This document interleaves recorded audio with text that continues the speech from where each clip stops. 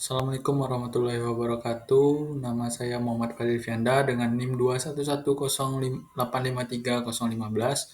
akan mempresentasikan seminar hasil penelitian skripsi saya dengan judul Diplomasi Ekonomi Indonesia dalam Upaya Perluasan Pasar Non-Tradisional di Kawasan Afrika. Adapun untuk latar belakang dari penelitian ini yaitu diawali dengan adanya tantangan global dalam pasar tradisional Indonesia, terutama dalam hal ini wilayah Eropa yang memberikan kebijakan-kebijakan proteksionisme. Salah satu kebijakan proteksionisme yang terjadi adalah kebijakan European Union Deforestation Regulation atau EUDR yang merupakan contoh bentuk kebijakan proteksionisme yang memberikan syarat cukup ketat bagi 7 komoditas yang dianggap berpotensi memiliki risiko deforestasi, yaitu karet, kayu, kelapa sawit, kedelai, sapi, kopi, dan kakao.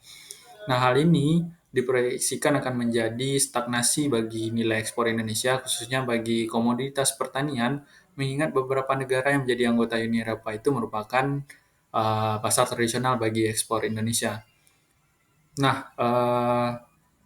dalam dalam kenyataannya memang terjadi kejenuhan dalam pasar tradisional Indonesia, yaitu jika kita melihat atau merujuk pada data Badan Pusat Statistik Republik Indonesia yang memperlihatkan atau menyimpulkan bahwa terdapat kejenuhan pasar terhadap kejenuhan perdagangan internasional Indonesia terhadap pasar tradisional di Eropa, yaitu pada rentang waktu Januari hingga Mei 2024 saja, nilai ekspor Indonesia ke Belanda itu memiliki kontribusi sekitar 1,85% terhadap total ekspor non-migas Indonesia. Kemudian Jerman hanya berkontribusi sekitar 0,96% dan disusul dengan Italia yang menyumbang 0,98% dari total ekspor non-migas Indonesia. Nah, hal ini jika dilihat dibandingkan dengan nilai ekspor dengan negara lain seperti Tiongkok, yaitu memiliki kontribusi sekitar memiliki kontribusi total ekspor non migas sekitar 22,92%. Nah, kemudian hal ini menandai adanya kejenuhan terhadap pasar tradisional Indonesia khususnya di kawasan Eropa akibat beberapa tantangan global yang terjadi seperti kebijakan proteksionisme dan mungkin saja terjadi stagnasi di beberapa pasar tradisional lainnya. Nah, kemudian dengan adanya kemungkinan stagnasi maupun penurunan nilai perdagangan Indonesia terhadap pasar tradisional, itu memungkinkan Indonesia untuk melakukan diversifikasi pasar sebagai upaya untuk mengurangi ketergantungan terhadap pasar tradisional. Nah, di dalam hal ini, Afrika merupakan kawasan yang mengalami pertumbuhan ekonomi cukup pesat dalam beberapa tahun ke belakang dengan memiliki potensi yang cukup potensial untuk dijadikan mitra perdagangan internasional bagi Indonesia. Jika dilihat dari data African Development Bank, pertumbuhan produk domestik bruto atau PDB real benua Afrika itu berada di angka 3,8% pada tahun 2024 dan diproyeksikan eh, meningkat sebesar 4,2% pada tahun 2025 yang menjadikan benua Afrika itu sebagai kawasan dengan pertumbuhan ekonomi tercepat kedua setelah Asia. Kemudian juga dengan memiliki jumlah populasi yang sangat signifikan dengan jumlah sekitar 1,4 miliar dan juga pertumbuhan ekonomi yang cukup menjanjikan pada tahun 2025, Afrika ini dipandang merupakan pasar yang sangat potensial bagi Indonesia untuk melakukan perluasan pasar di kawasan tersebut. Nah, berdasarkan paparan data dari beberapa pertumbuhan ekonomi Afrika itu, pemerintah Indonesia juga melakukan inisiasi diplomasi ekonomi yang dijalankan, seperti contohnya pada penyelenggaraan Indonesia Afrika Forum yang pertama kali dilaksanakan pada tahun 2018. Nah, IAF ini merupakan bentuk komitmen pemerintah Indonesia dalam membuka peluang kerjasama ekonomi dengan negara potensial dalam rangka membuka akses pasar baru di Afrika. Nah, forum ini juga menjadi keran pembuka kerjasama ekonomi Indonesia, baik secara multilateral maupun bilateral dengan negara-negara di kawasan tersebut. Nah, dalam bidang perekonomian, penyelenggaraan forum ini dimaksudkan untuk menggali potensi bisnis antara pemerintah Indonesia dengan negara-negara di Afrika yang mana pada pelaksanaan IAF pertama pada tahun 2018 ini menghasilkan kesepakatan bisnis dengan total sebesar 1,3 miliar US dollar. Kemudian selain kesepakatan bisnis, pertemuan ini juga membuka jalan bagi kemudahan regulasi dan pengurangan trade barriers dalam perdagangan Indonesia ke Afrika ataupun sebaliknya. IAF 2018 juga memfasilitasi pembahasan preferential trade agreement antara Indonesia dengan Mozambik, Tunisia, Angola, Kenya, dan Afrika Selatan guna untuk mempermudah perdagangan internasional di antara kedua belah pihak. Nah, kemudian juga selain fokus pada upaya perluasan pasar di bidang perdagangan non-migas, Indonesia juga melakukan upaya perluasan pasar ke kawasan Afrika melalui skema investasi.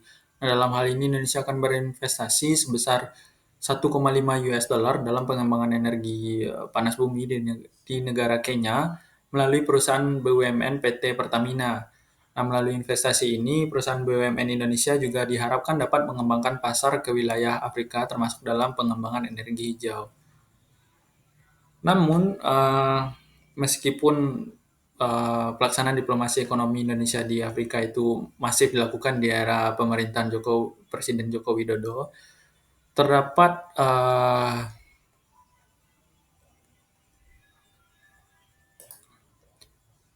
beberapa tantangan yang dihadapi Indonesia jika ingin melakukan perluasan pasar di kawasan Afrika. Yaitu yang pertama adalah Afrika itu merupakan kawasan yang rentan terhadap ketidakstabilan politik dan juga tantangan sosial lainnya.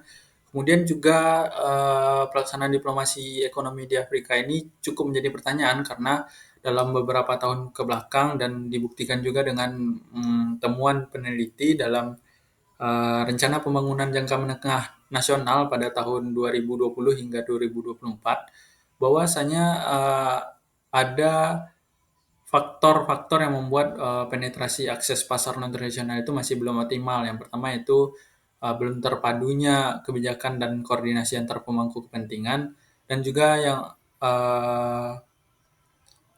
yang membuat diplomasi ekonomi Indonesia itu tidak dapat berjalan dengan optimal. Kemudian lanjut ke slide berikutnya, itu rumusan masalah, yang mana rumusan masalah dalam penelitian ini adalah proteksionisme dan kompleksitas dalam perdagangan internasional membuat Indonesia berupaya memperluas akses pasar perdagangan internasional ke wilayah-wilayah non-tradisional, dan Afrika dipandang sebagai potensial partner dengan memiliki populasi besar dan pertumbuhan PDB real yang cukup menjanjikan. Nah, namun perluasan akses pasar non-tradisional Indonesia ini masih belum sepenuhnya maksimal jika dilihat berdasarkan temuan dalam laporan RPJMN 2020 hingga 2024, yang dimana penetrasi akses pasar non-tradisional Indonesia itu masih belum berjalan optimal. Dan hal inilah yang membuat peneliti tertarik untuk melakukan penelitian ini untuk melihat bagaimana upaya diplomasi ekonomi Indonesia dalam melakukan perluasan pasar non-tradisional di kawasan Afrika. Nah, kemudian ada pun pertanyaan penelitiannya itu bagaimana diplomasi ekonomi Indonesia dalam upaya perluasan pasar non-tradisional di kawasan Afrika, dengan tujuan penelitian untuk menggambarkan dan menganalisis upaya diplomasi ekonomi Indonesia yang dilakukan oleh pemerintah Indonesia dalam perluasan pasar non-tradisional di kawasan Afrika, khususnya pasca pelaksanaan Indonesia Afrika Forum pada tahun 2018 dan yang kedua pada tahun 2024. Kemudian untuk manfaat penelitian pada aspek teoritis, penelitian ini diharapkan dapat memberikan pandangan ataupun menambah wawasan baru bagi para pembaca, khususnya bagi mahasiswa hubungan internasional, tentang upaya pemerintah Indonesia dalam mengembangkan pasar non-tradisional di kawasan Afrika. Penelitian ini juga diharapkan dapat menambah literatur tentang diplomasi ekonomi Indonesia di kawasan Afrika. Nah, yang manfaat secara praktis, penelitian ini diharapkan dapat memberikan pandangan baru bagi pemerintah Indonesia ataupun kelompok pengusaha lokal tentang potensi pasar Afrika dan juga strategi serta promosi yang efektif diterapkan dalam mengekspansi pasar di kawasan tersebut. Penelitian ini juga bisa dijadikan sebagai bahan pertimbangan dan evaluasi bagi pemerintah Indonesia dalam menentukan hingga menjalankan kebijakan diplomasi ekonomi, khususnya dalam perdagangan internasional di Afrika. Kemudian untuk kerangka konseptual, peneliti memakai diplomasi ekonomi Kisan S. Rana yang menjelaskan konsep diplomasi ekonomi melalui perspektif dan pengalaman dari negara berkembang yang berupaya memperkuat ekonomi mereka melalui upaya diplomasi ekonomi dalam menghadapi tantangan globalisasi. Nah, dalam konsep ini, Rana menekankan proses memaksimalkan keuntungan nasional melalui perdagangan internasional, investasi, dan lain-lain harus melibatkan aktor negara dan non-negara. Rana menjelaskan bahwa ada 5 komponen kunci keberhasilan diplomasi ekonomi yang dijalankan oleh suatu negara, yang dapat dijalankan oleh suatu negara berkembang. Adapun 5 komponen kunci kesuksesan diplomasi ekonomi yang diberikan oleh Rana, yaitu yang pertama, pendekatan ekonomi luar negeri itu tidak hanya bergantung pada uh, Kementerian Luar Negeri, artinya inklusivitas terhadap pelaksanaan ekonomi luar negeri itu harus dilaksanakan oleh negara, yang mana sebuah negara berkembang itu harus melakukan inklusivitas kebijakan ekonomi luar negeri dengan melibatkan kementerian, lembaga ataupun pemangku kepentingan terkait untuk menyelaraskan kebijakan ekonomi luar negeri dengan kepentingan nasional. Menurut Rana, keterlibatan urusan ekonomi luar negeri itu tidak hanya urusan negara saja, tetapi setidaknya melibatkan berbagai pihak seperti unit bisnis, asosiasi industri dan kamar dagang, sektor keuangan, lembaga riset, universitas, maupun think tanks. Nah, dalam penerapannya, Rana memberikan contoh bagaimana pelaksanaan kebijakan ekonomi luar negeri itu dijalankan secara lebih inklusif dengan cara membentuk kelompok penasehat yang terdiri dari pebisnis untuk memandu jangkauan ekonomi eksternal ataupun memandu mobilisasi investasi luar negeri. Selain itu, Rana juga menjelaskan bahwa diperlukan juga pembentukan kelompok atau organisasi yang terdiri dari pelaku bisnis untuk saling bertukar pikiran mengenai peluang-peluang baru dan juga pelaksanaan pertemuan serta perlibatan think tanks dan akademisi untuk bekerja sama dengan pemimpin dalam memberikan masukan untuk negosiasi perjanjian perdagangan bebas dengan calon mitra diplomasi ekonomi. Nah, kemudian yang kedua yaitu integrasi struktur urusan luar negeri dan manajemen ekonomi eksternal, yang dimana dalam komponen ini Rana menjelaskan bahwa harus ada keselarasan antara struktur urusan luar negeri dan manajemen ekonomi eksternal yang harus diintegrasikan. Dalam komponen ini perlu dilakukan oleh negara berkembang karena di beberapa kasus diplomasi ekonomi itu sering terjadi perselisihan kewenangan antar lembaga yang membuat pelaksanaan diplomasi ekonomi tidak berjalan optimal. Nah, menurut Rana, struktur urusan luar negeri yang dalam pelaksanaannya itu harus dilakukan oleh Kementerian Luar Negeri dan diintegrasikan dengan kepentingan ekonomi negara, terutama manajemen ekonomi eksternal yang dijalankan oleh kementerian-kementerian ekonomi, sehingga pelaksanaan diplomasi ekonomi tidak dijalankan secara terpisah oleh masing-masing kementerian yang pada akhirnya merugikan kepentingan nasional secara keseluruhan. Rana menjelaskan bahwa penyelarasan struktur urusan luar negeri dan manajemen ekonomi eksternal ini dapat dilakukan dengan beberapa cara seperti pembentukan lembaga khusus sebagai hasil dari mekanisme koordinasi antar Kementerian Luar Negeri dan kementerian-kementerian ekonomi yang berhak melakukan promosi perdagangan internasional. Dan selain itu, penggabungan kementerian juga menjadi opsi penyelarasan urusan luar negeri dan ekonomi eksternal dengan cara membentuk satu kementerian khusus yang menangani ekonomi eksternal.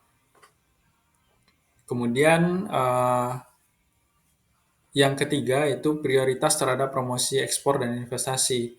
Nah, dalam komponen ini beberapa lembaga resmi pemerintah itu memainkan peran penting sebagai fasilitator dalam memberikan akses bagi industri ataupun perusahaan dalam negeri untuk mencapai pasar baru. Nah, dalam upaya promosi ekspor, Rana menjelaskan bahwa lembaga resmi pemerintah yang dalam hal ini adalah jaringan diplomatik, baik itu dari kedutaan besar maupun lembaga resmi pemerintah lainnya, harus mampu melakukan studi pasar, mengatur kunjungan delegasi bisnis, mengadakan pertemuan antar penjual dari dalam negeri dan ataupun pembeli dari negara tempat perwakilan diplomatik tersebut, serta memfasilitasi partisipasi dalam pameran dagang internasional. Kemudian yang keempat yaitu adanya kerangka regulasi yang mendukung, yang dimana Menurut Rana, kerangka regulasi itu menjadi tanggung jawab sepenuhnya bagi pemerintah yang dibantu dengan lembaga terkait untuk memajukan perdagangan dan investasi. Nah, dalam hal ini, Rana memberikan gambaran mengenai keterlibatan kamar dagang ataupun think tanks, dan juga menjelaskan bagaimana hal ini dapat dilakukan dengan mengidentifikasi area-area prioritas diplomasi ekonomi untuk selanjutnya dapat dilakukan negosiasi perjanjian ekonomi yang diperlukan dengan mempertimbangkan kepentingan bersama. Narana memberikan beberapa contoh instrumen perjanjian yang diperlukan seperti perjanjian perdagangan bebas, perjanjian perdagangan preferensial, dan perjanjian yang mengatasi hambatan non-tarif baik secara bilateral maupun regional. Yang terakhir yaitu pemanfaatan jaringan diplomatik secara maksimal. Nah, menurut Nana, sebuah negara harus memanfaatkan jaringan diplomatik mereka di bawah Kementerian Luar Negeri secara terpadu dan dalam pelaksanaan diplomasi ekonomi. Hal ini menjadi sangat penting karena kondisi lapangan yang dalam hal ini negara tujuan diplomasi ekonomi ini tidak sama, dan oleh karena itu beberapa negara yang mengesampingkan Kementerian Luar Negeri dalam urusan diplomasi ekonomi cenderung mengalami hambatan pada pelaksanaan diplomasi ekonomi.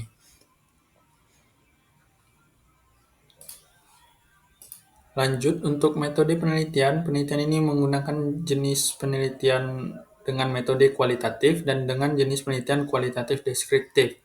Kemudian untuk batasan penelitian, penelitian ini dibatasi pada jangka waktu 2014 hingga 2024 karena pada masa ini terjadi transisi kebijakan ekonomi luar negeri Indonesia terhadap Afrika di era Presiden Jokowi yang menjadi lebih pragmatis dan dengan berorientasi pada hasil ekonomi konkret.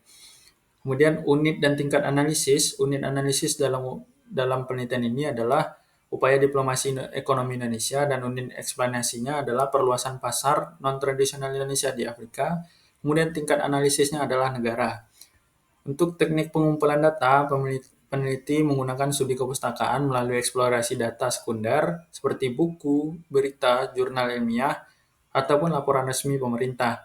Kemudian teknik analisis data yaitu peneliti melakukan 3 tahapan. Yang pertama itu kondensasi data, yaitu melakukan penyederhanaan. Yang kedua itu penyajian data berdasarkan dengan kerangka konseptual, dan yang ketiga itu penarikan kesimpulan.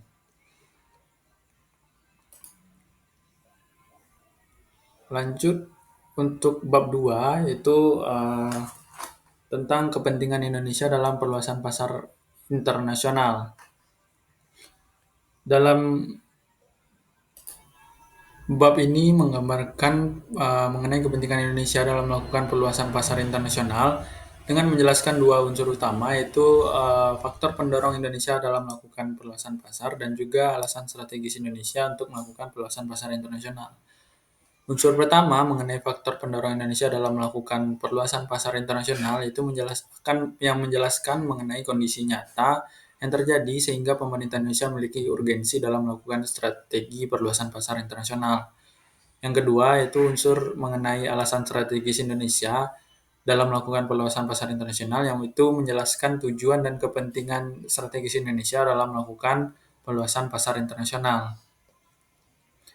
Untuk unsur faktor pendorong Indonesia dalam melakukan perluasan pasar, yaitu pada faktor ini, pada subbab ini, penjelasan mengenai faktor-faktor faktual dan menjadi pendorong pemerintah Indonesia dalam melakukan perluasan pasar perdagangan luar negeri itu lebih bersifat empiris untuk melihat bagaimana urgensi pemerintah Indonesia. Faktor ini bersifat empiris serta berkaitan langsung dengan dinamika ekonomi domestik dan juga perubahan tatanan ekonomi global. Nah, sebenarnya diplomasi ekonomi yang mulai difokuskan sebagai salah satu pilar politik luar negeri Indonesia pada tahun 2015 itu justru harus menghadapi tantangan terhadap kondisi nyata perekonomian global. Itu adanya krisis ekonomi global pada 1 dekade yang lalu membuat pertumbuhan ekonomi negara mitra utama cenderung stagnan seperti Amerika Serikat, Jepang, dan negara-negara Uni Eropa. Kemudian adanya keadaan nyata yang mengenai stagnasi surplus juga menjadi satu tantangan bagi perdagangan luar negeri Indonesia. Nah, dalam hal ini meskipun surplus perdagangan luar negeri Indonesia itu memiliki surplus berkelanjutan, namun secara kuantitas nilai keuntungan yang diperoleh justru semakin menipis. Nah, hal ini membuat beberapa pelaku usaha di Indonesia berharap kebijakan diversifikasi pasar terus digenjot pemerintah untuk menjaga stabilitas dan surplus nilai perdagangan. Untuk yang pertama yaitu adanya ketergantungan pada pasar tradisional itu membuat struktur perdagangan Indonesia saat ini cenderung stagnan, yang mana struktur perdagangan luar negeri Indonesia hingga saat ini masih menunjukkan ketergantungan yang cukup signifikan terhadap pasar ekspor tradisional. Hal ini bisa dilihat dari data Badan Pusat Statistik dengan nilai ekspor Indonesia pada sektor non-migas pada periode Januari hingga Juni 2025 itu mencatatkan nilai sebesar 128,39 miliar US dollar, yang dimana nilai ini masih didominasi oleh transaksi ekspor antara Indonesia dengan tiga besar negara tujuan utama, yaitu Tiongkok, Amerika Serikat, dan India dengan share sekitar 41,34% dari total ekspor non-migas Indonesia. Meskipun kontribusi pasar tradisional ini cukup positif bagi ekspor Indonesia, ketergantungan pada pasar tradisional dalam kegiatan ekspor ini juga akan mempengaruhi pertumbuhan nilai perdagangan luar negeri. Hal ini bisa terjadi di tengah ketidakstabilan geopolitik dunia yang menyebabkan beberapa negara tujuan utama itu akan menetapkan kebijakan-kebijakan perdagangan luar negeri yang bersifat defensif.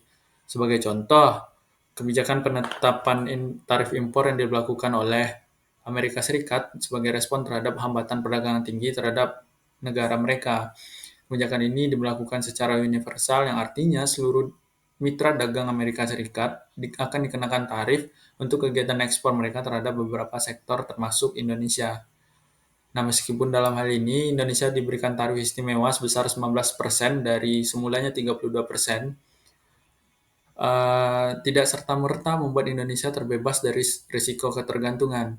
Selain risiko terhadap fluktuasi kebijakan Amerika Serikat, ketergantungan terhadap pasar Amerika Serikat juga datang dari persaingan antar negara yang memang sama-sama menikmati tarif istimewa, di antaranya Vietnam, Thailand, dan Meksiko.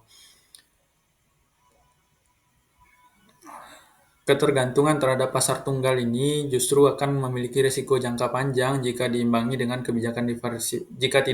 dengan kebijakan diversifikasi pasar.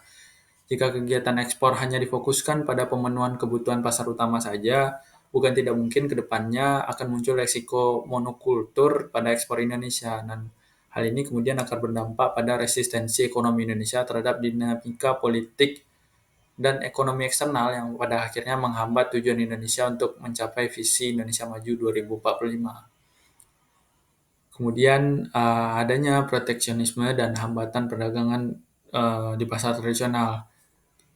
Nah, hal ini bisa terjadi karena meningkatnya dinamika dan gejolak politik internasional di era globalisasi menyebabkan aktor-aktor internasional itu memberikan intensifikasi mereka terhadap isu-isu yang bermunculan sebagai dampak dari globalisasi. Nah, dalam ini contohnya saja adalah isu lingkungan dan iklim, yang dimana kebijakan European Union Deforestation Regulation merupakan salah satu bentuk kebijakan proteksionismenya yang diterapkan oleh Uni Eropa. Uni Eropa memang merupakan salah satu dari pasar tradisional Indonesia yang tentu akan mempengaruhi bagaimana nilai ekspor Indonesia ke depannya. Peraturan EUDR ini merupakan peraturan yang mewajibkan seluruh perusahaan untuk melakukan pengujian tuntas terhadap beberapa komoditas seperti sapi, kakao, dan komoditas non-migas lainnya yang ditujukan untuk mengurangi dampak iklim dari kegiatan perdagangan internasional. Kebijakan ini diterapkan pada tahun 2023 yang ditujukan untuk mengurangi dampak deforestasi dan degradasi hutan. Nah, dampaknya bagi Indonesia itu Indonesia sebagai eksportir utama minyak kelapa sawit dan juga pemasok komoditas non-migas lainnya, aturan EUDR tentu menjadi sebuah tantangan bagi ekspor Indonesia karena dalam pelaksanaannya ekspor Indonesia ini memiliki kompleksitas dan rantai pasok yang panjang yang membuat eksportir sulit untuk melakukan uji tuntas deforestasi bagi komoditasnya. Nah, hal ini juga diungkapkan oleh peneliti Badan Riset dan Inovasi Nasional atau BRIN, yang mana menilai aturan ini memiliki resiko besar terhadap eksistensi petani kecil dalam rantai pasok ke Eropa yang pada kenyataannya masih banyak pada kalangan pengusaha yang belum mendapatkan pemahaman mengenai teknis implementasi dari kebijakan ini.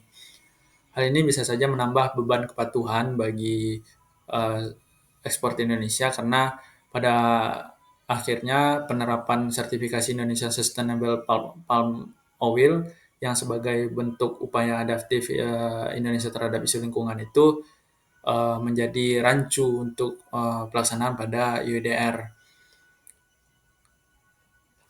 Kemudian dilanjut pada subbab berikutnya itu alasan strategis Indonesia dalam melakukan perluasan pasar internasional. Sebenarnya diplomasi ekonomi Indonesia di era Presiden Joko Widodo itu berlandaskan visi Nawacita poin ke-6 tentang peningkatan produktivitas dan daya saing global, yang dimana arah tersebut dijabarkan juga dalam rencana pembangunan jangka menengah nasional dan rencana strategis Kementerian Luar Negeri pada tahun 2015 hingga 2019 dengan slogan diplomasi untuk rakyat yang berfokus pada sektor perdagangan, investasi, dan pariwisata. Nah, hal ini tentu menekankan diplomasi ekonomi sebagai salah satu kebijakan arah kebijakan luar negeri Indonesia pada periode tersebut, yang dimana capaian diplomasi ekonomi Indonesia ini menunjukkan tren positif dengan 98,32% pada tahun 2015 dan sempat turun menjadi 86,42% pada tahun 2016 dan lalu melonjak ke 141,75% pada tahun 2017. Hal ini menegaskan sebenarnya adanya uh, fluktuasi nilai capaian diplomasi ekonomi ini uh, memerlukan kebijakan diversifikasi pasar oleh pemerintah Indonesia. Nah, juga seiring dengan dinamika global yang ditandai dengan ketidakpastian ekonomi sebagai akibat dari krisis ekonomi global, itu juga membuat perdagangan luar negeri Indonesia pada tahun 2014 itu mengalami tren pertumbuhan negatif sebagai akibat dari stagnasi pertumbuhan ekonomi negara-negara mitra utama seperti Amerika Serikat, Jepang, dan Uni Eropa. Maka dari itu, agenda diplomasi ekonomi Indonesia ini menemukan relevansinya dengan upaya memperluas pasar ekspor. Hal ini bertujuan untuk menjaga kinerja ekspor agar tetap di level kompetitif dan juga penting untuk mengantisipasi risiko stagnasi yang terjadi di pasar utama perdagangan luar negeri Indonesia. Hal ini bisa dilakukan oleh pemerintah Indonesia melalui beberapa alasan, yaitu yang pertama alasan diversifikasi pasar dan produk ekspor. Nah, terjadinya krisis ekonomi global pada kisaran 1 dekade yang lalu dan di awal masa pemerintahan Joko Widodo dan Yusuf Kala ini menyebabkan Indonesia mengalami stagnasi pada pasar utama seperti Amerika Serikat, Jepang, dan Uni Eropa yang ikut terdampak pada krisis ekonomi pada tahun 2011. Kemudian juga penurunan nilai ekspor terjadi pada periode tersebut yang membuat tantangan bagi visi pemerintah Indonesia semakin nyata, yang dimana visi pemerintahan Joko Widodo itu adalah untuk menjalankan visi Nawacita, yang sejatinya Indonesia ditargetkan masuk 10 besar pemasok barang dan jasa dengan perkiraan pangsa volume ekspor sebesar 2% dari total nilai ekspor dunia. Dengan target tersebut, pemerintah Indonesia harus melakukan beberapa upaya untuk tetap mempertahankan pemasukan dari nilai ekspor dengan salah satunya yaitu perluasan pasar dan diversifikasi produk untuk yang menjadi alasan strategis Indonesia mengapa perlu melakukan pencarian terhadap pasar non tradisional yang prospektif. Kemudian itu alasan yang kedua itu meningkatkan daya saing global. Uh, Hal ini terjadi bisa menjadi alasan strategis pemerintah Indonesia karena uh, perusahaan pasar internasional itu tidak hanya memiliki target kuantitas ekonomi, tetapi juga dilakukan untuk memberikan level kompetitif yang tinggi bagi produk nasional untuk bersaing di pasar internasional. Nah, pada tahun 2015, pemerintah Indonesia juga telah merumuskan strategi khusus bagi barang dan jasa lokal, termasuk produk kreatif dan produk halal yang memiliki potensi untuk bisa dipasarkan di negara tertentu dengan strategi market intelligence, yang dimana strategi ini merupakan misi khusus bagi perwakilan dagang Indonesia di luar negeri yang ditugaskan untuk mengidentifikasi peluang pasar bagi produk yang telah diproduksi di Indonesia. Nah, strategi ini memberikan gambaran bahwa perluasan pasar internasional Indonesia itu ditujukan untuk memberikan level kompetitif bagi produk nasional di negara tertentu. Yang ketiga itu alasan untuk memanfaatkan potensi pasar non-tradisional. Nah, dengan adanya tantangan perdagangan luar negeri antara Indonesia dengan negara mitra utama yaitu Amerika Serikat, Jepang maupun Uni Eropa pada periode tahun 2014 atau satu dekade yang lalu, pemerintah Indonesia melalui Kementerian Perdagangan pada tahun 2015 itu mengeluarkan sejumlah strategi khusus untuk memitigasi risiko penurunan nilai perdagangan luar negeri di Indonesia. Nah, di dalam arah kebijakan Kementerian Perdagangan itu tahun 2015 hingga tahun 2019 itu tercantum bahwa penekanan terhadap perluasan pasar ke negara perspektif itu pada poin kedua dalam 8 poin arah kebijakan Kementerian Perdagangan. Nah, kebijakan ini dilaksanakan dengan beberapa strategi seperti pelaksanaan misi dagang ke negara Afrika Selatan, Mesir, dan beberapa negara Amerika Latin yang memiliki potensi dengan memanfaatkan keberadaan perwakilan perdagangan luar negeri untuk mendorong promosi ekspor serta melakukan diplomasi perdagangan untuk mengurangi hambatan perdagangan. Nah, arah kebijakan ini kemudian disinergikan dengan Kementerian Luar Negeri yang menugaskan diplomat dan perwakilan Indonesia di luar negeri untuk menjadi opportunity seekers yang bertugas mencari peluang dalam perdagangan, turisme, serta infrastruktur. Nah, kemudian juga diplomat Indonesia ditugaskan untuk memiliki kemampuan market intelligence dan juga trade policy intelligence, yang artinya mereka harus mampu membaca kebijakan pemerintah di negara tempat mereka bertugas dan juga harus mampu memperjuangkan promosi ekspor Indonesia dengan cara membaca pasar di negara mereka tempat mereka bertugas. Kemudian kebijakan ini merupakan langkah strategis pemerintah Indonesia ketika mampu melihat peluang yang ada pada pasar prospektif yang bukan negara mitra utama untuk memberikan daya saing ataupun juga memanfaatkan potensi pasar potensial di negara-negara non tradisional. Lanjut ke bab berikutnya, itu bab 3 tentang perluasan pasar non-tradisional Indonesia di kawasan Afrika, yang dimana bagian ini akan membahas bagaimana pemerintah Indonesia itu mengimplementasikan strategi perluasan pasar ke kawasan Afrika sebagai alternatif pasar non-tradisional yang prospektif. Nah, bab ini dibagi menjadi dua subbab. Yang pertama yaitu pertumbuhan ekonomi Indonesia, dan potensi ekonomi di kawasan Afrika dan juga upaya Indonesia dalam perluasan pasar di kawasan Afrika. Untuk subbab yang pertama yaitu potensi ekonomi Afrika dibagi lagi menjadi dua subbab. Yang pertama itu pertumbuhan ekonomi Afrika, yang dimana dalam satu dekade terakhir pertumbuhan ekonomi Afrika ini memang sangat dinamis, yang dimana namun tetap pada jalur yang positif. Hal ini merupakan bentuk transformasi ekonomi yang sangat signifikan di layar kawasan Afrika, yang dimana kawasan ini sebelumnya terkenal dengan kawasan yang memiliki tantangan dan konsistensi dan ketahanan ekonominya. Transformasi ekonomi ini dimulai pada awal tahun 2000-an, di mana kawasan ini mampu meningkatkan PDB realnya sekitar 5,2% per tahunnya, yang didorong oleh faktor kenaikan harga komoditas, tata kelola yang baik, dan investasi serta sektor jasa yang berkembang pesat. Nah, namun pada perkembangan ini harus menemui tantangannya ketika dunia dihadapkan pada krisis ekonomi global pada tahun 2008 hingga 2009, yang membuat nilai rata-rata PDB real kawasan tersebut turun menjadi 2,4% pada tahun 2010-an. Kemudian, walaupun pada saat itu seluruh dunia harus dihadapkan dengan tantangan krisis ekonomi global, pertumbuhan ekonomi Afrika itu sejak tahun 2015 itu cukup konsisten dan baik jika dibandingkan dengan beberapa kawasan lain di dunia.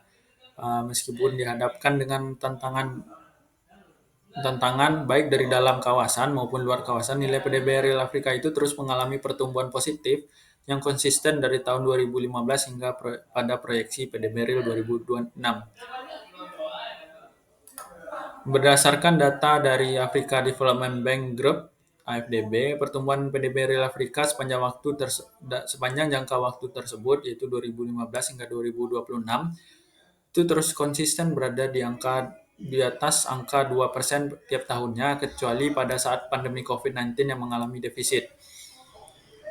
Kemudian selain dari kawasan, pertumbuhan ekonomi juga diikuti oleh negara-negara di kawasan Afrika yang dibuktikan dengan 11 dari 20 negara dengan pertumbuhan ekonomi tercepat berasal dari negara-negara Afrika. Berdasarkan data analisis African Development Bank Group melalui Macroeconomic Performance and Outlook atau MEO, terdapat 11 negara dengan proyeksi pertumbuhan ekonomi terkuat pada tahun 2024, yang dimana negara-negara tersebut meliputi Nigeria, Senegal, Libya, Rwanda, Pantai Gading, Ethiopia, Benin, Djibouti, Tanzania, Togo, dan Uganda. Kemudian untuk potensi demografi di kawasan Afrika, kawasan ini juga memiliki potensi yang cukup baik, ya, di mana jumlah populasi sekitar 1,5 miliar jiwa pada tahun 2025 ini membuat benua Afrika menempati urutan kedua dalam daftar kawasan dengan jumlah penduduk terbesar kedua di dunia setelah Asia. Nah, dengan menyumbang angka 18% dari total populasi dunia, kawasan Afrika memiliki tingkat kepadatan penduduk sebanyak 52 orang dalam setiap kilometer perseginya, dengan 45% penduduknya tinggal di daerah perkotaan. Dan juga berdasarkan data atau laporan dari World Population Prospect 2024 yang dirilis oleh UNDESA, angka fertilitas di Afrika itu, khususnya pada Afrika Sub-Sahara, berada di level yang cukup tinggi dengan rata-rata kelahiran perempuannya di angka 4 pada tahun 2024, yang dimana angka ini cukup tinggi jika dibandingkan dengan rata-rata dunia, yaitu di angka 2,72. Nah, meskipun angka ini cukup tinggi dan tingkat fertilitasnya cukup tinggi di kawasan Afrika, kawasan ini memberikan gambaran positif karena tingginya angka kelahiran tersebut mempengaruhi kuantitas dari populasi anak muda. UNDESA juga memperkirakan bahwa proyeksi pertumbuhan populasi usia muda pada usia 15 sampai 24 tahun akan mengalami pertumbuhan secara perlahan dari 1,3 miliar pada tahun 2024 hingga mencapai 1,4 miliar di tahun 2030. Nah, angka ini akan tumbuh di seluruh negara Afrika, tetapi sesuai dengan karakteristik demografisnya masing-masing, di mana pertumbuhan yang paling besar diprediksi akan terjadi di kawasan Afrika Sub-Sahara, karena wilayah tersebut memiliki angka fertilitas yang sangat tinggi. Tingginya populasi usia muda yang potensial ini juga memberikan bonus demografi yang positif karena kawasan Afrika, khususnya Sub-Sahara, memiliki pertumbuhan penduduk usia produktif lebih cepat dibandingkan dengan kawasan lain. Nah, dengan potensi tersebut, Indonesia memiliki peluang strategis dalam hal memperluas akses pasar di kawasan Afrika dengan struktur populasi muda yang cenderung adaptif terhadap inovasi dan tren global. Itu dapat menjadi target konsumen utama bagi produk ekspor sektor konsumsi massal dan juga produk halal. Selain itu, kebutuhan pasar dengan penduduk 1,5 miliar tentu akan sangat tinggi, sehingga menciptakan peluang yang perspektif bagi Indonesia untuk memenuhi kebutuhan pasar di kawasan tersebut. Kemudian dengan angka populasi muda yang cukup tinggi juga memungkinkan Indonesia untuk melakukan penetrasi pasar sekaligus melakukan pembukaan lapangan pekerjaan baru bagi kawasan tersebut, di mana angka usia produktif yang tinggi tentu harus dibarengi dengan lapangan pekerjaan yang tersedia untuk menjaga pertumbuhan ekonomi di Afrika. Nah, oleh karena itu, Indonesia bisa memanfaatkan situasi ini untuk melakukan investasi dengan pendirian lapangan pekerjaan seperti halnya kesepakatan kerjasama pengembangan energi geotermal antara Indonesia dengan Kenya. Kemudian pada subbab kedua, yaitu upaya Indonesia dalam perluasan pasar di kawasan Afrika, momentum ini diawali dengan dilaksanakannya sebuah forum yang semakin mempererat hubungan antara Indonesia dengan negara-negara Afrika. Nah, Indonesia Afrika Forum menjadi forum tersebut, forum mempererat hubungan Indonesia dengan Afrika pada tahun 2018, itu menjadi sebuah tonggak kerjasama yang penting bagi Indonesia untuk membuka akses peluang kerjasama di kawasan Afrika. Nah, melalui forum ini, kedua belah pihak, baik Indonesia dan negara-negara Afrika dapat menggali potensi bisnis yang potensial sehingga penetrasi ke pasar Afrika dapat dijalankan sepenuhnya oleh Indonesia. Penyelenggaraan IAF ini merupakan pergeseran kebijakan luar negeri Indonesia di kawasan Afrika karena sebelumnya kebijakan Indonesia itu cenderung lebih bersifat idealis multilateral dengan usungan New Africa Asia Strategic Partnership atau NAASP pada tahun 2005 yang justru tidak dioperasionalisasi dan diimplementasikan oleh kedua belah pihak. Nah, hal ini terjadi karena pada saat itu beberapa negara besar telah memiliki pengaruh mereka di Afrika dengan beberapa forum antara negara dengan benua. Nah, untuk menghadapi hal tersebut, Indonesia mengubah arah kebijakannya menjadi lebih pragmatis dengan menyelenggarakan forum yang berorientasi pada hasil ekonomi konkret, yaitu Indonesia Afrika Forum. Berdasarkan hal tersebut, IAF 2018 dapat dikatakan menjadi sebuah titik balik diplomasi ekonomi Indonesia ke Afrika sekaligus pembuka akses dan peluang penetrasi pasar di kawasan tersebut. Kemudian pada subbab 3.2.1 peran Kementerian Luar Negeri Indonesia dan perwakilan di Afrika. Pemilihan Afrika sebagai tujuan pasaran tradisional Indonesia ini merupakan hasil dari pergeseran arah kebijakan luar negeri Indonesia terutama pasca pergantian pemimpin dari Presiden SBY ke Presiden Jokowi, di mana di awal pemerintahan Joko Widodo, diplomasi ekonomi Indonesia ini masuk dalam prioritas utama bagi arah kebijakan luar negeri Indonesia yang tertuang dalam rencana strategis Kemenlu pada tahun 2015 hingga 2019 dan dalam PPTM tahun 2015. Dalam pelaksanaannya, diplomasi ekonomi pada saat itu difokuskan untuk mendorong perdagangan, pariwisata, investasi, dan kerjasama ekonomi pada beberapa wilayah termasuk Afrika. Langkah awal pemilihan Afrika ini diperkuat oleh data perdagangan internasional Indonesia yang menunjukkan adanya stagnasi nilai ekspor Indonesia di pasar tradisional seperti Amerika Serikat, Jepang, dan Uni Eropa, di mana kondisi nilai yang memungkinkan Indonesia untuk mencari pasar alternatif dengan prospek yang cukup bagus seperti Afrika. Kemudian juga pemilihan Afrika sebagai mitra strategis perdagangan luar negeri Indonesia ini semakin terlihat ketika Kemenlu berhasil menginisiasi sekaligus melaksanakan IAF 2018 untuk pertama kalinya di Nusa Dua, Bali. Nah, melalui kerjasama ini, forum ini memperkuat kehadiran Afrika melalui kerjasama ekonomi yang memperkuat Indonesia kehadiran Indonesia di Afrika melalui kerjasama ekonomi yang diintensifkan dalam bentuk perdagangan, investasi, serta pembangunan. Kemudian juga Kemenlu juga menyatakan bahwa pelaksanaan forum IAF ini juga ditujukan untuk membuka mata para pelaku usaha Indonesia dalam melihat potensi-potensi ekonomi yang ada pada negara-negara Afrika. Kemudian juga pemilihan Afrika ini dinilai merupakan hal yang perspektif bagi perdagangan luar negeri Indonesia. Tentu juga memiliki terdapat tantangan yang berat yang harus dihadapi oleh persepsi oleh pelaku usaha Indonesia, yaitu persepsi negatif Afrika di mata pengusaha lokal di Indonesia. Kemudian terdapat juga peran dari Kementerian Perdagangan yang dimana Kementerian Perdagangan Indonesia mengarahkan ekspor Indonesia itu ke arah untapped market yang dimana Afrika menjadi salah satu targetnya pada tahun 2015 hingga 2019 dalam rencana strategis Kementerian Perdagangan.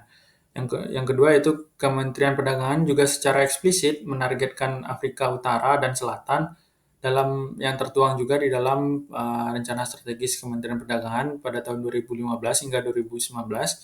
Dan yang ketiga yaitu pemilihan Afrika sebagai target utama diversifikasi pasar ini ditegaskan juga dalam laporan kinerja tahunan pada tahun 2023 oleh Direktorat Pengembangan Ekspor dan Informasi Ekspor di Kementerian Perdagangan. Lanjut ke bagian analisis tentang diplomasi ekonomi Indonesia dalam perluasan pasar non-tradisional di kawasan Afrika. Yang pertama itu komponen kunci kesuksesan diplomasi ekonomi Indonesia dalam perluasan pasar non-tradisional di kawasan Afrika yang diterapkan oleh pemerintah Indonesia jika disesuaikan dengan konsep Kisanrana yang terdapat 5 komponen kunci kesuksesan diplomasi yang dijalankan oleh negara berkembang untuk mencapai kesuksesan diplomasi ekonomi. Yang pertama itu pelaksanaan Indonesia Afrika Forum dan peran Kamar Dagang Indonesia dalam perluasan pasar non tradisional Indonesia di kawasan Afrika.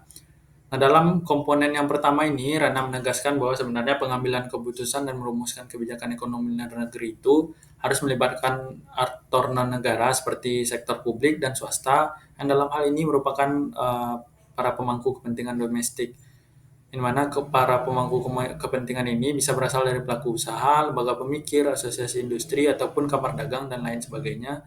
Dan kelompok-kelompok tersebut harus diajak bersinergi dengan pemerintah untuk merumuskan kebijakan ekonomi yang selaras dengan kepentingan nasional. Nah, dalam upaya perluasan pasar non-tradisional di kawasan Afrika, Indonesia mengawali langkahnya dengan menginisiasi Forum Indonesia Afrika pada tahun 2018, yang merupakan forum kerjasama strategis antara Indonesia dengan negara-negara Afrika.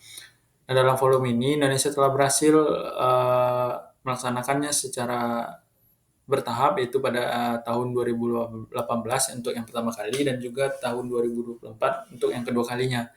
Kemudian yang pada pelaksanaan yang pertama kali, IAF berhasil mempertemukan sejumlah menteri kabinet kerja, menteri dari negara Afrika, CEO BUMN, dan pemimpin perusahaan swasta, di mana pertemuan tersebut dikemas dalam bentuk diskusi, dalam bentuk panel, yang setiap sesinya itu membahas tentang tantangan, peluang, best practice, dan prospek kerjasama antara Indonesia dengan negara-negara Afrika. Pelaksanaan IAF 2018 juga terbilang sukses dengan capaian beberapa kerjasama konkret dengan negara Afrika seperti penandatanganan kesepakatan bisnis di angka 1,586 juta US dollar dan pengumuman kerjasama yang akan datang dengan total kesepakatan 1,3 miliar US dollar. Nah, dengan capaian tersebut, IAF kedua kembali digelar pada tahun 2024 dengan tujuan utama itu mengoptimalkan potensi transaksi bisnis antara Indonesia dan Afrika. Pada gelaran IAF 2024 ini, acara digelar secara inklusif dengan melibatkan 15 pelaku usaha mikro, kecil, dan menengah atau UMKM yang merupakan hasil kolaborasi antara Kementerian Luar Negeri diwakili Perwakilan Republik Indonesia di Afrika, Atasé Perdagangan, dan lembaga Indonesia yaitu Indonesia Trade Promotion Center yang berada di kawasan Afrika. Kolaborasi tersebut juga menghasilkan sebuah penyelenggaraan virtual business matching dalam IAF 2024 yang dihadiri oleh 14 perusahaan dan sekitar 50 pelaku UMKM Indonesia serta 15 potensial buyers dari Afrika. Selain dari lembaga pemerintah, juga terdapat Asosiasi Industri Indonesia, yaitu Kamar Dagang dan Industri Indonesia atau KADIN, yang memiliki peran strategis dalam upaya perluasan pasar non-tradisional di kawasan Afrika. KADIN ini merupakan organisasi yang mewadahi seluruh pengusaha Indonesia, baik itu pembinaan, fasilitasi, konsultasi, hingga advokasi bagi pengusaha Indonesia.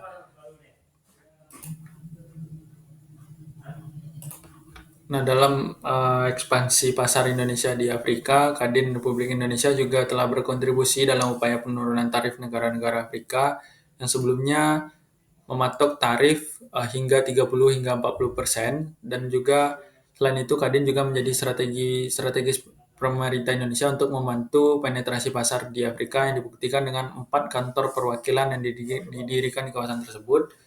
Dan juga Kadin RI memiliki perwakilan di Afrika Selatan, Mozambik, Nigeria, dan Ethiopia. Dalam pelaksanaan Indonesia Afrika Forum terlihat jelas bahwa sebenarnya diplomasi ekonomi Indonesia ini ke pasar Afrika ini tidak hanya bersifat state driven, yang dimana kolaborasi antara Kementerian Luar Negeri Republik Indonesia melalui perwakilan Republik Indonesia di kawasan Afrika, Kementerian Pariwisata, Ekonomi dan Kreatif, dan Kementerian Perdagangan serta pemangku kepentingan yang dalam hal ini adalah pelaku usaha memiliki keterlibatan masing-masing dalam menggali potensi bisnis di Afrika. Hal ini sesuai dengan pernyataan Rana bahwa keterlibatan urusan ekonomi luar negeri harus dilaksanakan secara inklusif dan tidak bergantung pada Kementerian Luar Negeri saja. Kemudian yang kedua itu ITPC sebagai bentuk integrasi urusan ekonomi luar negeri dan manajemen ekonomi eksternal. Yang dimana dalam komponen ini Rana menjelaskan bahwa integrasi dan keselarasan struktur politik luar negeri dan manajemen ekonomi eksternal itu harus diselaraskan. Hal ini ditujukan untuk menghindari adanya sengketa kewenangan. Kemudian dalam hal ini perluasan pasar Indonesia di Afrika, Indonesia memiliki dua lembaga khusus yang berwenang dalam melakukan promosi perdagangan di kawasan Afrika, yaitu Indonesian Trade Promotion Centers di Johannesburg, di Afrika Selatan, dan di Lagos di Nigeria, merupakan perwakilan urusan promosi perdagangan di kawasan Afrika. ITPC Johannesburg dan Lagos merupakan bentuk lembaga non-profit yang bergerak di bawah Kementerian Perdagangan Republik Indonesia dan bagian dari Kedutaan Republik Indonesia atau KBRI Afrika Selatan dan Nigeria. ITPC di kedua negara ini memiliki peranan dalam mendorong hubungan perdagangan antara Indonesia dengan negara-negara Afrika dengan mempromosikan ekspor produk Indonesia melalui penetrasi pasar dan juga berperan menyelenggarakan exhibition dan juga in-store promotion. Kemudian Lembaga Pembiayaan Ekspor Indonesia dan Trade Expo Indonesia sebagai media promosi ekspor dan investasi. Yang dimana dalam hal ini Lembaga Pembiayaan Ekspor Indonesia itu berperan sebagai fasilitator pembiayaan dan asuransi bagi kegiatan ekspor untuk menjamin kelancaran dalam kegiatan ekspor. Kemudian dalam tugasnya, RPI telah berhasil mendukung 84 eksportir Indonesia untuk mencapai pasar di 49 negara di Afrika dan mencatatkan nilai ekspor sebesar 6,88 miliar US dollar pada tahun 2023. LPI juga berperan sebagai lembaga pemberi asuransi kredit perdagangan yang ditujukan kepada eksportir yang menyasar pasar Afrika. LPI juga memiliki misi market study dan peningkatan ekspor ke negara-negara non-tradisional melalui fasilitas peningkatan khusus ekspor kawasan yang ditujukan untuk memberi layanan pembiayaan bagi transaksi dan proyek yang sulit diwujudkan namun memiliki nilai strategis ekspor nasional yang diberikan kepada eksportir yang berfokus pada pasar negara-negara non-tradisional. Kemudian juga pelaksanaan Trade Expo Indonesia, di mana Trade Expo Indonesia ini digunakan sebagai media promosi di mana TI ke-38 pada tahun 2023 secara khusus menyasar Afrika, di mana total investasi Republik Indonesia di Afrika itu tercatat sebesar 2,09 miliar US dollar pada periode 2019 hingga triwulan kedua 2024. Yang dimana contoh perusahaan Indonesia yang berekspansi adalah PT Pertamina dalam pengembangan energi geothermal di Kenya, Medco Energi dalam migas di Mozambik, dan Bio Farma atau Wings Group dalam industri farmasi dan konsumsi di Kenya. Kemudian juga Indonesia-Mozambik Preferential Trade Agreement yang dimana berperan sebagai kerangka regulasi. Nah, IMPTA ini merupakan satu-satunya regulasi perdagangan yang telah diratifikasi dengan negara Afrika pada 6 Juni 2022 dan ditandatangani pada tahun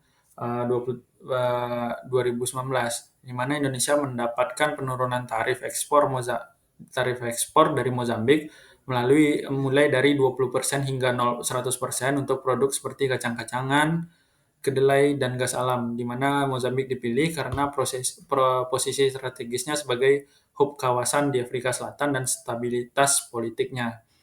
Kemudian yang terakhir yaitu komponen optimalisasi jaringan diplomatik, yang dimana menurut Rana menekankan pemanfaatan jaringan diplomatik secara maksimal untuk memahami kondisi lapangan dan melakukan kegiatan promosi ekspor, di mana Indonesia memiliki sekitar 17 perwakilan diplomatik di Afrika dan perwakilan diplomatik tersebut di beberapa negara tersebut aktif melakukan business matching. Salah satu contohnya adalah KBRI Addis Ababa yang rutin berpartisipasi dalam Trade Expo Indonesia dan memfasilitasi MOU antar Kamar Dagang Indonesia dan EXA, yang dimana perusahaan Ethiopia, dan KBRI Pretoria dan ITPC Johannesburg juga rutin melaksanakan virtual business matching yang melibatkan lebih dari 100 pengusaha. KBRI Windhoek juga telah menyelenggarakan business matching pada tahun 2021 untuk mempromosikan produk unggulan Indonesia di Namibia. Kemudian di slide selanjutnya yaitu komponen kesimpulan dan saran.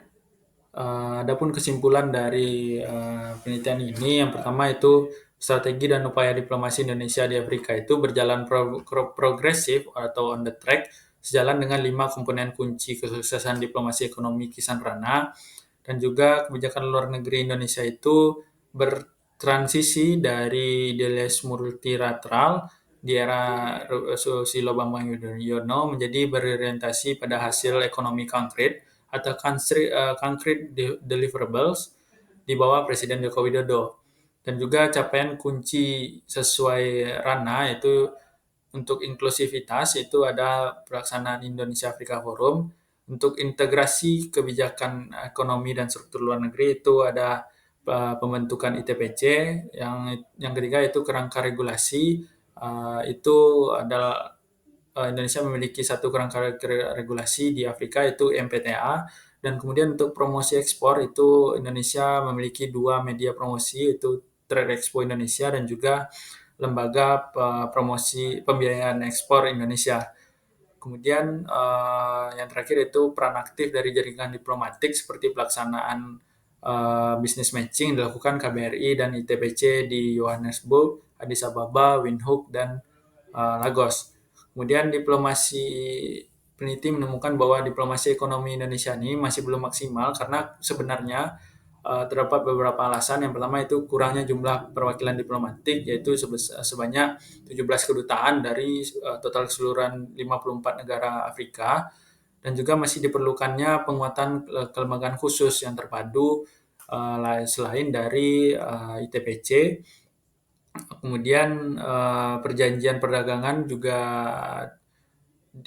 harus lebih dioptimalisasi karena kerangka regulasi ini merupakan salah satu komponen kunci kesuksesan diplomasi menurut Rana yang Indonesia saat ini hanya memiliki satu kerangka regulasi yaitu Indonesia Mozambik Preferential Trade Agreement. Kemudian untuk saran dari penelitian ini adalah penguatan data empiris, di mana penelitian selanjutnya disarankan untuk memperkuat data empiris melalui pengumpulan data primer seperti wawancara dengan pejabat terkait ataupun permohonan informasi. Kemudian itu penggunaan teori lain yaitu selain dari teori diplomasi oleh Kisandrana ini untuk dapat membantu menjelaskan diplomasi ekonomi Indonesia di Afrika dengan indikator-indikator ekonomi di luar kerangka kebijakan yang ada. Sekian presentasi dari seminar hasil saya. Terima kasih.